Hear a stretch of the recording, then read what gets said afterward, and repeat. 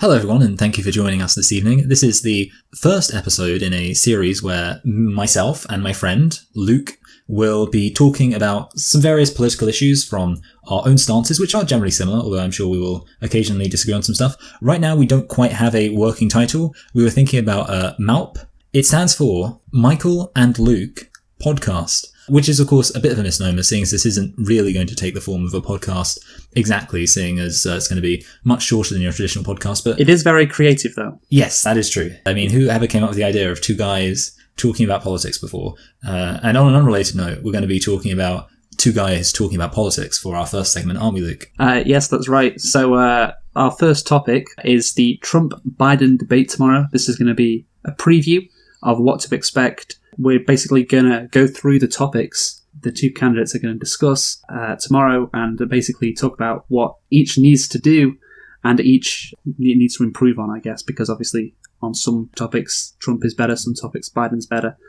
So do you want to tell us what the first thing is, Michael? Yeah, why not? So the first thing they're going to be talking about is Trump and Biden's records. So obviously quite a broad topic, looking at the history of the candidates. And I guess we should start with the man, the legend, the future president, Joe Biden, even though he's not the first one mentioned. Trump's record, probably going to talk about that maybe a bit longer. I don't know. What do you think about Biden? Do you think there's something he should be hiding? Yes, he needs to hide a lot of things. I mean, but to be honest, both have got a lot of skeletons in their closet, haven't they? Yeah, to be honest, I will say, it's kind of bothersome to me that you're starting things off by not talking about policy. And I do realise that personalities are important, but it's kind of setting things off on the wrong track to be like, okay, the first thing we're going to talk about, not, healthcare, not the economy, not anything like that. We're going to talk about you two as individuals. I mean, I know that that's kind of an important thing, but I feel like there's already enough focus on individualism or individual attributes in politics, but whatever. There's not going to be a lot of policy discussion, I don't think. No, yeah. And this, basically, Trump is just going to slam Biden for all the things he's done, and Biden's going to slam Trump for all the things that he's done. And, we'll get it out of the way. The question really is, I guess, will Trump talk about Biden's role in the 1994 crime bill? Because that is a bill that Biden was instrumental in passing. Yeah. And Trump has campaigned this year, very interestingly, in like a kind of a juxtaposition to his rhetoric on Black Lives Matter, on getting African Americans out of jail and helping them, and that is going to be interesting to see if he goes at Biden for that. As for Biden, he can just attack basically anything that Trump's done or said. It'll be quite easy for him to do. It is another example of what we wouldn't like about Biden would be what we would perceive to be his more moderate attributes, whereas of course the Republican strategy is always, regardless of who the Democrats nominate, to try to present them as the socialist antichrist out to destroy America. That I would expect he's going to more so try to present Biden as this arch progressive socialist, whatever else, play on white people's fears about Black Lives Matter. Although I do think that one exception to that is that Trump might go out of his way to try and present Biden as less of a populist candidate. So I think, Trump will maybe point towards, say, the Obama administration didn't help poor working class people. Maybe he'll say that, but I doubt he'll do anything kind of going into Biden's issues with race. And honestly, I don't think with women either. I mean, that would obviously be extremely hypocritical to do that, but I don't think hypocrisy would stop Trump. Trump's best bet, I think, is to try and feed into the resentment that some people who, don't like the Democratic establishment would have towards Biden as an establishment candidate. Yeah, I think that's the right thing to do, but he hasn't really done that this year. Like, that's what he did in 2016. He was all over that, saying how Hillary Clinton is elitist. That was basically his campaign strategy. Which is crazy, because I can't think of anyone more anti-establishment than the first woman nominee of a major party. I know, right? But that's the thing. This time around, it's all been about Antifa and Black Lives Matter. Yeah. And they're coming, literally, he said that if Joe Biden's elected, the suburbs will be destroyed. He's taken a very different path to last time. But I think we should move on to the second point, which is, of course, the Supreme Court. Now, this wasn't going to be on... Chris Wallace selected these topics ahead of the debate, and I don't think this was going to be on his list until, of course, Ruth Bader Ginsburg died.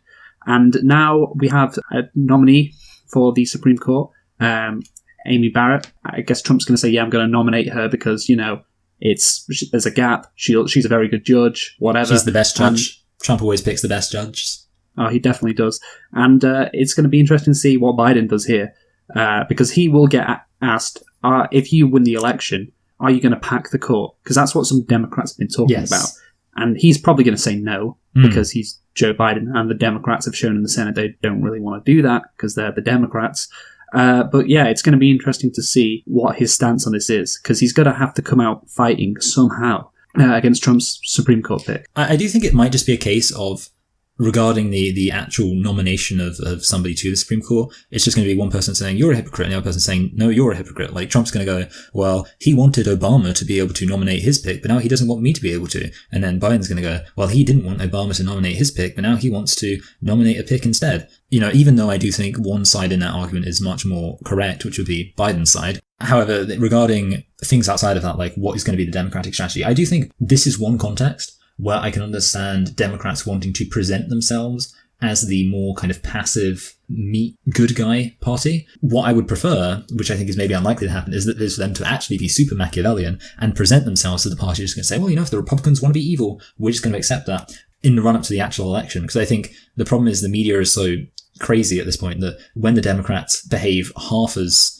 evilly as the Republicans, the Democrats get absolutely slandered. So I think it kind of makes sense within an election year for the Democrats to be like, okay, we know what the media's like. If we start throwing our weight around like the Republicans do, we're just going to get presented as bullies and all that kind of stuff. That is true, but their base really wants to do something about the Supreme Court pick. You know, it's the only thing stopping like Roe versus Wade from going. I know, yeah. And so their base are really fired up. Like, they were all the fucking wine moms who voted for Biden, who are saying yes, Queen about Kamala Harris, want Biden to be strong on this. They want to say him to say, you know, I'm going to fucking pack the court.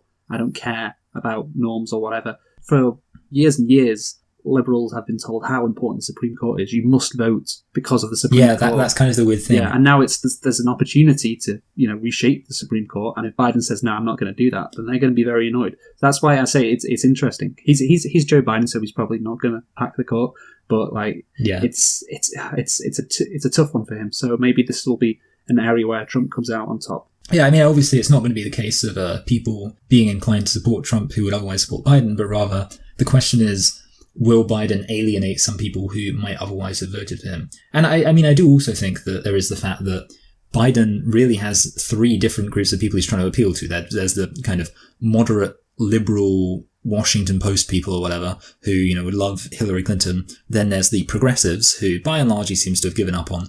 And then there are the moderate Republicans who the Democrats seem to be much more interested in courting. And I do think based on that last category, it's probably more likely that Biden is going to try and present himself as, look, Trump's being a bad person, Trump's being a bully, Trump's being the kind of person that is, you know, he's probably going to say against America or, you know, against the constitutional values and things like that. And all the moderate Republicans Biden's going to support would be in that case much more likely to be like, yes, very, very correct, Biden. Whereas obviously if he says, we're going to stack the Supreme Court, we're going to have more abortions, mandatory abortions, then that probably wouldn't work. So yeah, I know, but it's a tricky situation he's got himself into. But yeah, he's going for the moderate Republicans. So yeah, you're right. He's probably just going to say, nah, I won't back the Supreme Court. But, you know, he'll finger wag the Republicans. You should not do this. You're all hypocrites. And, of course, that won't matter at all. And that's why his base will get upset with him. But, you know, they'll still vote for him, I guess. Yeah, that's the thing. I mean, I don't think this is going to be too much of a make or break thing. And speaking of being broken, let's talk about America's response to COVID-19, the third topic that's going to be brought up. And an interesting one, because it would be a really great opportunity to make a meaningful critique of America's healthcare system, which is going to be considerably neutered when the two candidates involved are Trump's vague, I don't like Obamacare because it's got the word Obama in it, but I don't really have any meaningful alternative that I've ever even presented, versus Biden's, I like Obamacare because it's kind of better than what it was before. Obviously, Donald Trump has, you know, absolutely fucked it. 200,000 Americans have died because of coronavirus. It's genuinely incredible that he's even still in this race after what has happened. But of course, you know, the Republican Party doesn't really care. They'll vote for him, whatever. But looking at the polls, we can see that in Minnesota and Wisconsin, 3 weeks ago, I saw this poll. Joe Biden holds a 52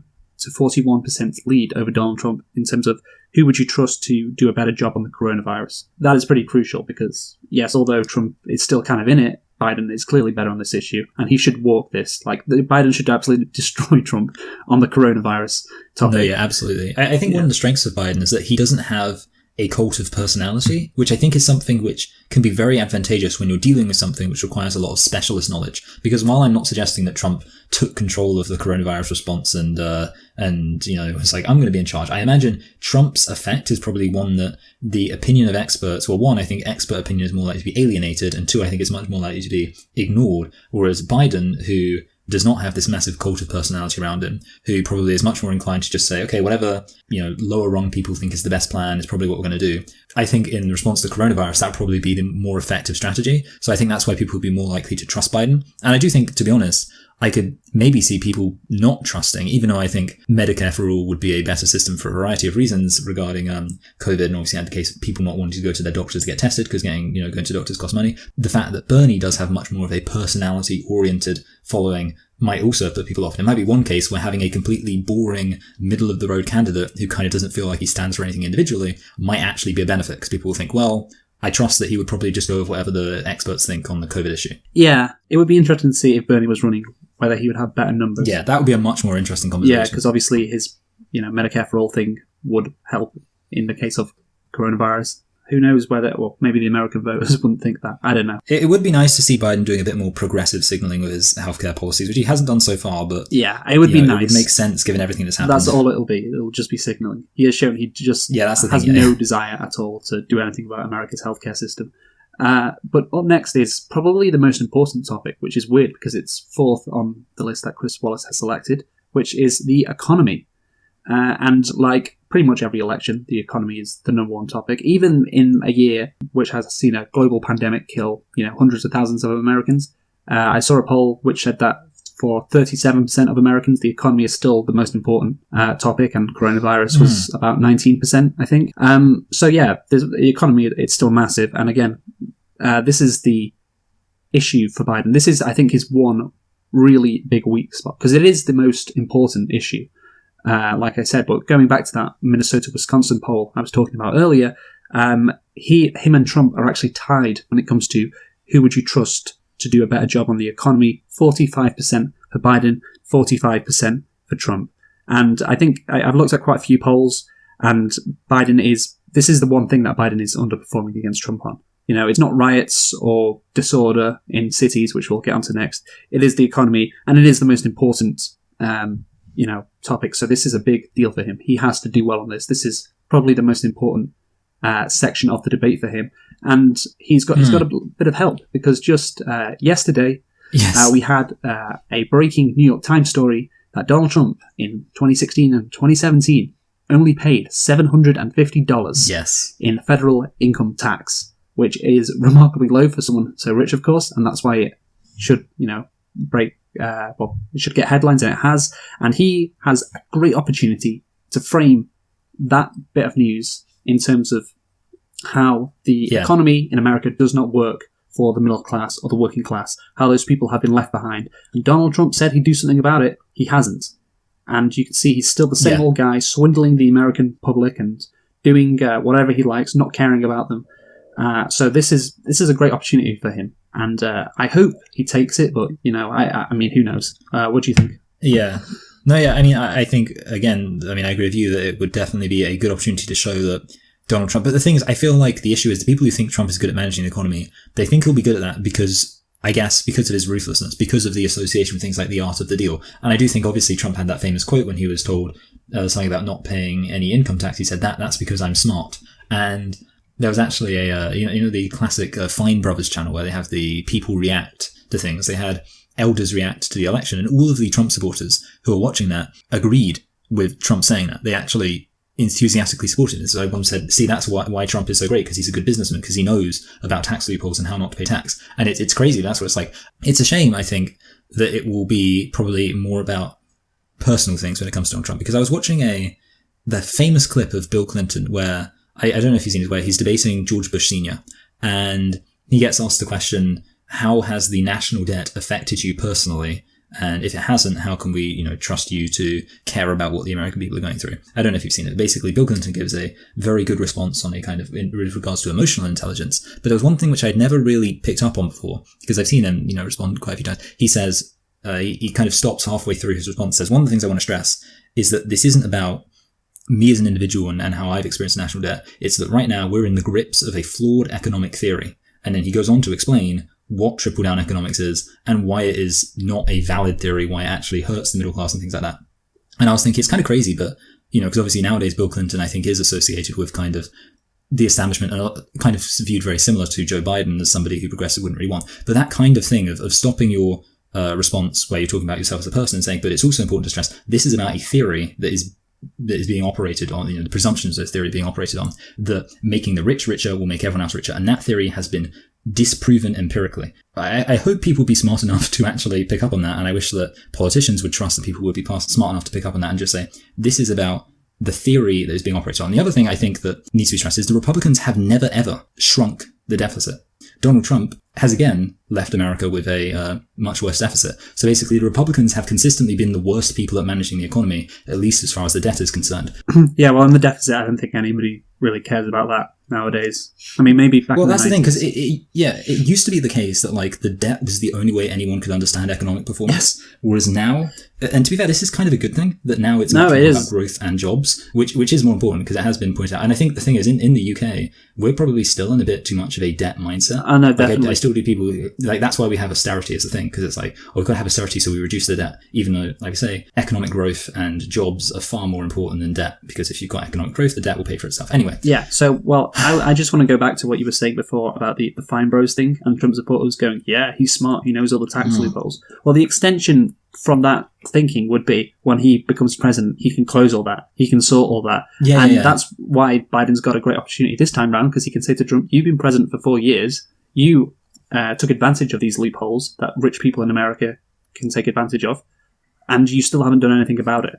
And that is something that obviously Hillary Clinton could not say 4 years ago because he wasn't president. Now Trump has been president. He can make this argument. Look, he hasn't done anything about this. He does not care about the working people of this country.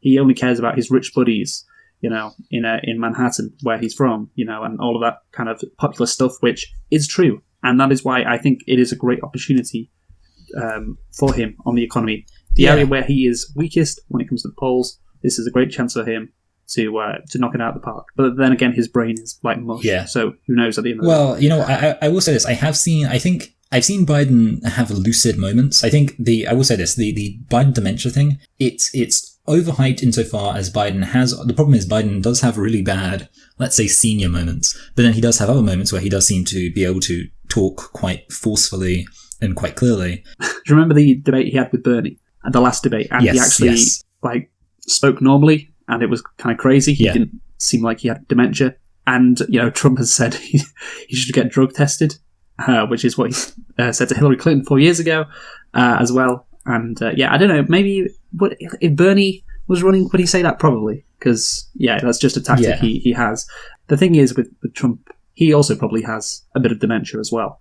And that's the thing. Trump is not. I mean, we're talking about all these issues, and I just mentioned Biden's brain is mush, so maybe he doesn't nail the economy thing. But we could just have like a senior moment debate where that would be fantastic. The candidates are just fucking talking nonsense, and nobody can really tell what's going on. And at the end of it all, we just sit back and think, well, but that was crazy. There is a possibility of that happening. They talk about like women syncing up their menstrual cycles. It'll be like that, but for dementia, where kind of being in the presence of each other will cause an enhancing effect, and they'll just end up speaking in their own little language, understanding each other personally. Yeah, but the debate could be replicated in nursing homes across America. Suddenly, you'll have like already old people vote loads, but it'll be even higher this time because it really spoke to me, that debate. Yeah, I mean, essentially, this election, that's what it is. It is two competing factions. A liberal boomer type against a right-wing boomer type going against each other. The liberal boomer types look to be coming out on top, and I think part of that is due to the coronavirus pandemic. Obviously boomers are quite old, pandemic affects them, so they're going to sway towards a guy in Biden who actually they see as competent. So that's the economy basically. Again, I think it is the most important topic. Let's see what happens. But a topic which has got a lot of press over the last month or so is race and violence in US cities. This was a tactic of Trump for the last few months to stoke violence, show, I guess, radical leftist Antifa, Black Lives Matter, anarchists, all of that shit, going into these US cities, destroying property, and then somehow linking it back to fucking Joe Biden. Which makes sense. Yeah, it's a stupid strategy. Maybe if Bernie Sanders was the nominee, that would work. But it doesn't work with Biden. We can see that in the polls. I'll reference that poll again from Minnesota and Wisconsin. Who do you trust more, Biden or Trump? When it comes to law and order, Biden beats Trump by 1%. When it comes to violent crime, Biden beats Trump by 2%. When it comes to handling protests, Biden beats Trump by 9%. So, Blimey. people I think were desperate, particularly like right-wing people and centrist people. You had the likes of Andrew Sullivan wrote an article which was the trap the Democrats walked right into. And there's a picture of a group of black people surrounded by a fire and, implying that, hey, look, the Democrats are going to be perceived as, the radical Antifa party playing right into Trump's hands. But it was a case of, I guess, pundits projecting their anxieties onto the electorate, because he is known as quite a racist guy. So that's what he thinks America's like. And same for Jonathan Chait. He tweeted a couple of weeks ago, the freest of freebies would be for Biden to denounce Robin DiAngelo. That would get media attention. Robin DiAngelo was the person who wrote the book White Fragility. People really warmed to the idea that Biden was losing to Trump when it comes to the fucking riots and so on, but it's not. So this is an issue. You would think, this plays right into Trump's hands, and it also may do because it's Chris Wallace who's hosting this debate, and he's part of Fox News. Yeah. And the fact that this topic is called race and violence in United States cities, I guess it doesn't bode well for the presumptions that will go into the question. Yeah, Democratic senators have complained that the fifth topic conflates the issue of race and violence, which it definitely does. Yes. So yeah, it's like you would think, well, this plays into Trump's hands, but according to the polling, that's really not the case. So I think Biden will be fine here, really. Yeah, I mean, I guess the issue is that Biden can only... It's an issue where Biden will struggle to take a strong stance, which I think can be an issue because I do think it's kind of weird to think that anyone would have a moderate position because it kind of seems like an issue where there's loads of people screaming against each other. So obviously you've seen Biden say, I don't support defunding the police and things like that, which is a thing which makes sense to him to say, I think, from a political standpoint, whether or not you think it does from a moral standpoint. But the only thing he can really do is position himself in opposition to other people. So he can say, I'm not, one of those crazy Antifa people who's an anarchist and a communist and wants to completely defund the police, but I'm also not Donald Trump or something like that, and he's going to have to talk about reasonable checks and balances to the police, which I think even then, though, I suspect he won't. I think it is kind of going to be a situation where he's probably not going to offer any proactive solutions to the problem, because I think any solutions that you could possibly offer would have to be to an extent radical. For example, one thing I hear people say, which I think is a very reasonable thing, is all police officers must wear body cameras at all times. If at any point it's claimed that their body camera malfunctioned or something like that, they should immediately be fired because body cameras shouldn't, like some of that, which is a perfectly reasonable, I think, solution. But obviously, I just think it's at the same time a very absolute solution. I don't see Biden doing it. I see Biden kind of going down the moderate path, not offering any absolute statements one way or the other, which I do think is probably not going to bother too many people. But I don't think it will embolden. No, not his voters. Nobody's going to be enthusiastic about it, which is, fine, I think. Basically, Biden's going to be playing the defensive. Trump is going to be obviously saying lots of absolute statements, saying lots of radical statements, saying lots of extreme statements, and all Biden's going to have to do is absorb the damage, like Russia in 1941. Yeah. He's just going to be like, come on, man, that's ridiculous. I pledge to put $300 million, I think that's the figure, into the police forces to help police reform, and he'll go down that tried and tested path. Although I think the only other thing he could do, which would be a good attack, would be to point out the obvious, which is that this is all happening under a Trump administration. Yes, he's got to do that. I mean, that's a fucking layup. He has to do that. And it's what many people have pointed out. Like, that contradiction has to be pointed out by him. But again, he's senile, so maybe... Yeah. One of my favourite quotes from the take on the 2017 UK election was there was a tweet from the Conservatives that said, Jeremy Corbyn says sky-high immigration will continue under Labour. And the person responding said, continue from who?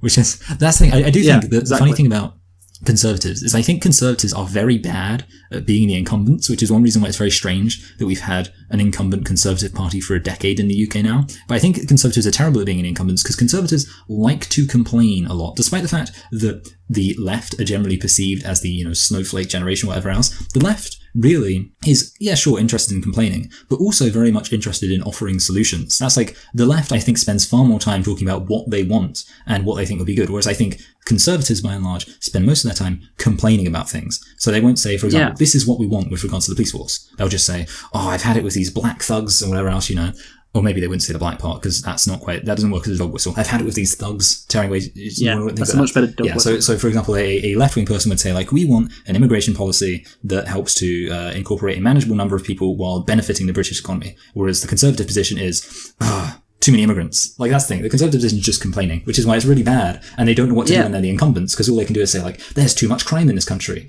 There's, too many radicals in this country. There's too much immigration in this country. There's too much poverty in this country. And it's like, but you've been in charge for the last 5 years. Exactly. And if you look at Trump's tenure, he's only done one major thing, which is the tax bill, which came out in 2018, I want to say. Like, at the start of 2018, that's when he passed it, cutting taxes for millionaires and billionaires and all of that stuff, and corporations. But there's been nothing else. He wanted to destroy Obamacare. He failed at that, and now they're going through the courts. Yeah, he really hasn't done much. I mean, that's the thing. Republican presidents now are kind of muted because they can't really do anything. Because anything they want to do will be incredibly unpopular. So, they're in a bit of an issue, and that's why they're really prioritizing the courts. And the Supreme Court is so important to them because that's how they can get their agenda through without it, being on there. Trump can, pre-existing conditions? That's what it is. Yeah, he can get rid of that in the courts, or the Trump administration can, and because it's decided by the courts, it doesn't come back on him. Yeah, no that's the only way they can do stuff. Exactly. You are right on that. Yes. Anyway, speaking of the great systems, what about the integrity of the election? The final, and I guess a very nice topic to conclude on for the first debate, with the integrity of the elections. Well, that's surely going to be one which will put the focus on Trump. Well, Biden needs to be strong because apparently, according to polls I've seen, when Democrats see that Trump could steal the election, their voter turnout decreases. So Biden has to be strong and come out and say, there will be no stealing of the election. You may try to get away with it if you lose, but you won't be able to. And all this talk about the integrity of the election is just Donald Trump trying to scare voters. It's complete nonsense. I think if he comes out with that message, that'll be really good. It'll, assume a position of authority. It'll give Democrats an authority. Because, undoubtedly, if Trump loses, he's going to try and win. Yeah. Basically, he's not going to go without a fight. And so you got to frame it, again, Biden. The crucial thing is framing. You got to frame it in a way which shows that, if he tries to do this, he'll be clearly in the wrong. No, yeah. And he's going to come out very strongly against it. Obviously. I think that, I agree that would be the best plan, kind of not to present it. And I guess that's the thing. That needs to be a case where Biden can't just moralize. He can't just say, well, if Trump does that, it'll be really bad and I'd be against it. He has to say, no, he's not going to do it. We're not going to let it happen because this is America. We believe in democracy, we believe in peaceful transfer of power. Therefore, if he doesn't have the authority, essentially. Yeah. That's the line. Yeah. He does not have the authority in terms of the integrity of the election. You keep hammering that message, and I think that'll work. And obviously Trump's going to be put on the back foot, but he'll just say what he's been saying throughout the last few months about he's saying he can't see a possible way he can lose. He can't conceive of it. So it'll be, and to be fair, that's exactly the same thing happened in 2016, where he was asked in the debates about, are you gonna? If you lose, will you accept it? And he was like, no, I don't think so. I don't know. I can't see how she's going to win. But the difference is this time he's president, so that's an issue. So overall, looking at the 6 topics, again, you would expect Biden to come out on top in probably, I'd say like 5 out of 6. But then again, we have to mention the cognitive dice roll at play. Yes. I mean, this could just be the most hilarious debate ever. Like, all this talking, like I said, just could be for nothing. Like, the thing is, it's sometimes weird that you can hear Trump say something that makes no sense at all, and you don't realize how this would, like, you know when you just kind of see a quote written from Trump, like a written quote from Trump, word for word, and you think, that is just insane. And yet when you hear him say it, it doesn't sound as insane. I think it's because Trump just comes across as a crazy ranting person, whereas I think the issue is, with Biden, you notice his crazy moments a bit more, because he tries to sound more official and kind of tries to sound more presidential, which means that whenever he has a, the thing, we hold these truths to be, the thing, it comes across very awkward. Whereas I think Trump is better at, just recovering. He stops himself mid-sentence. That'll be interesting. There should be like a bet on how many times will Biden stop himself in the middle of a speech. Yeah. And maybe he'll talk about the jazz player again, like he did at the Democratic debates. Turn on the jazz music late at night so the kids can hear it, so they can read better. Yeah. Maybe we'll get one of those moments. And that's the thing. Yeah, Trump can style it out because he's just got that confidence. With Biden, because that's the thing. People, the sensible people will be looking at Biden and they'll see that and they'll be like, oh my God. Like, Trump's base, they don't care. He can say whatever. Yeah. And they'll be fine. Biden, if there is a cognitive issue, for both candidates, it's going to hurt him more, for sure. Yeah. But maybe because people hate Trump, maybe it won't matter. People will still vote for him. Yeah. That's the whole thing about these debates. We talked about all these issues, but like the camps are pretty set. Well, yeah, the polls have not moved. The only real thing in play is not are the people who want to vote for Trump going to vote for Trump. This entire debate and all three of these debates are going to be a matter of Biden trying to get more people to support him enthusiastically enough to vote, and Trump trying to get people to be unenthusiastic about Biden. Because the question is just going to be not are people going to want to vote for Biden really, but how much are people going to want to vote for Biden? Because there's not, like we say, there's not really any chance of people who are Trump supporters at this point being like, actually, you know what? Seeing that debate made me realize Biden has some good points. But there might be a lot of people who, let's say, for example, are moderate Republicans who are thinking, I'm not going to vote for Trump, but, because I don't like him because I'm a moderate Republican. But Biden, he doesn't quite hit me where I live. Or, of course, progressive. Yeah. So basically, it's going to be a case of Biden trying to win everyone who isn't a moderate Democrat, the progressive Democrats and the moderate Republicans, and convincing them to vote for him, rather than convincing Trump supporters to vote for him. Yeah, and I mean, that's the thing.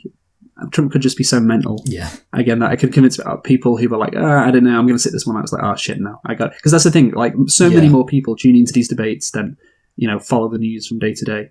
And after the debates in 2016, Hillary Clinton got a boost each time. Yeah. She performed better, according to everybody who watched the debates. Her poll lead increased. Again, it might be the same thing. It's a strange one because Biden has more to lose, but he also has more to gain. And also, I think the other thing is that the poll results seem to have fluctuated much less than they have with the Trump and Clinton. Biden has been very steady it is more in the stable. polls, which I think to me suggests if he gets a boost up, that will probably hold steady too. Because it seems so it's actually there's even more advantage to Biden kind of. So I think, to be honest, we will see the gap widen by the time these debates are over, as long as Biden doesn't go crazy. Probably, but probably. Well, I'd say that. I'd say it'll probably increase. Not by much, but it'll increase. That's our prediction. Yes. Unless, of course, Biden shits himself, which we hope won't be the case. Imagine. Did they get toilet breaks? I guess it must be. It's America, so they presumably have 1 billion commercials, so they'll have toilet breaks. Yeah, probably. Yeah. Anyway, that is our talk about the American election. Obviously, we will have a forthcoming talk on a much more British specific topic, which will be Andrew Neil's plans for a new right-leaning 24-hour news network. So enjoy that. Until then, this has been our talk on the American election debates, and I hope you enjoyed it. Do it! Just